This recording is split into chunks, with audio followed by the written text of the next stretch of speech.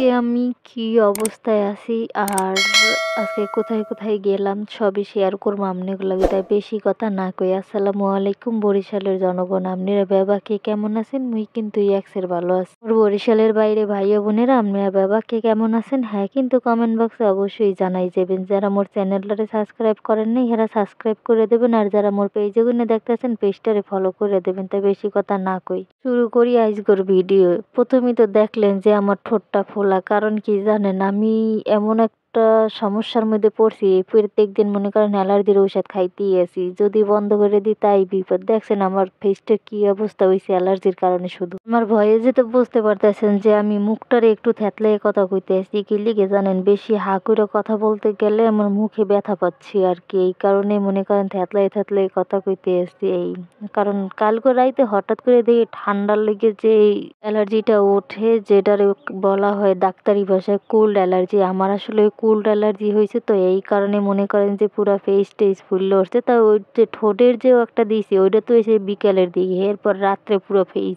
সাথে সাথে মনে করো যে ডাক্তারের কাছে গেছি, ঔষধ এবার এনে খাইছি। পরে এইটা আমার যে আজকে দেখছেন বিকেলের টাইমে এই সময়টা কিন্তু আমার ঠোঁটটা ফোলা নাই। কারণ কি জানেন, আমি ঔষধ খাইছি, খাওয়ার লেগে মনে করেন যে কমছে ফুলাটা। তবে ব্যথা কিন্তু এখনো কমে নাই, কারণ কথা কওয়া ধরলে একটু হা করলে মুখের ভিতর চামড়াটা ঘোষায় গেছে, তো ওইটা মনে করেন টান লেগে যেই ব্যথা লাগে, কিছু খেতে পারি না। খুব খারাপ একটা বাজে অবস্থা হয়ে গেছে আমার। রোগ মনে হয় আমার পিছিয়ে লাগিয়ে রয়েছে ভালো মতো, বুঝছেন, কারণ একটার পর একটা আসি, এই ঠান্ডা, এই জ্বর, এই মনে করেন অ্যালার্জির সমস্যা। তাই অ্যালার্জির সমস্যা এতদিন যে আসলে তো আসলেই, এখন মনে করেন একেবারে আরো বেশি হয়েছে। এইটাই আবার ঠান্ডার অ্যালার্জি। দেখছেন এখন ঠোঁটটা একটু ফুলাটা কমছে, এরপর মনে করেন যে ব্যথা পাইতে আছি। তা এরপর মুই বিকেলবেলা আবার চলে গেছিলাম কমে, জানেন আমাকে বাড়ির সামনেই, কারণ অনেকদিন যাবৎ গ্রামটা একটু দেখার নয় না আমনেগো লিগে চিন্তা করলাম আজকে মোগো গ্রামটা আমনেগো ঘুরে টুরে দেখাই। কাল কই এই গ্রাম দিয়ে মুই যামু মোগো নানার গ্রামে, বুঝছেন, এই লিগে মুই আজকে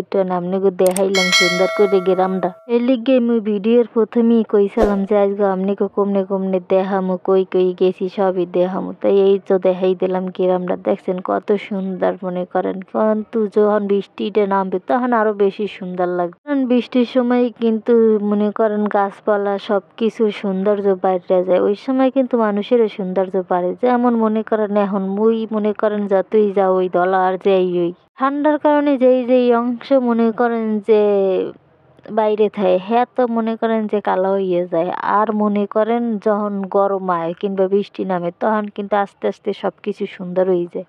দেখছেন মগোর সামনে কি সুন্দর ক্যাট মামা বইয়ে রয়েছে, সুন্দর করে দেখেন। মুই আবার হারে ভিডিও করে এবার লইয়ে যাইতে লইছিলাম, পরে একটু সামনে যাইতে চাইছে, আবার কই না থাক চলে যাই। তা আজকের ভিডিওটা এই পর্যন্ত। সবাই ভালো থাকবেন, সুস্থ থাকবেন, মোর লইগে দোয়া করবেন যাতে মুই তাড়াতাড়ি সুস্থ হই। আসসালামু আলাইকুম।